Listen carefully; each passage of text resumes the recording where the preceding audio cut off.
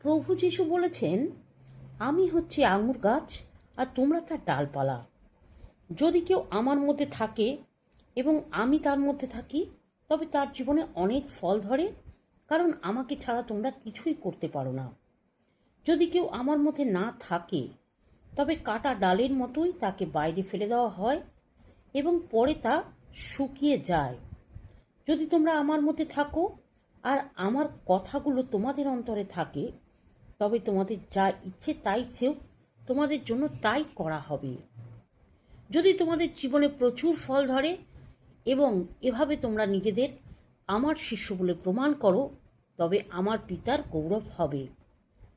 আমি আমার পিতার সমস্ত আদেশ পালন করে যেমন তাঁর ভালোবাসার মধ্যে রয়েছি, তেমনি তোমরাও যদি আমার আদেশ পালন করো, তবে তোমরাও আমার ভালোবাসার মধ্যে থাকবে। আমার আদেশ এই যে, আমি যেমন তোমাদের ভালোবেসেছি, তেমনি তোমরাও একে অন্যকে ভালোবাসো।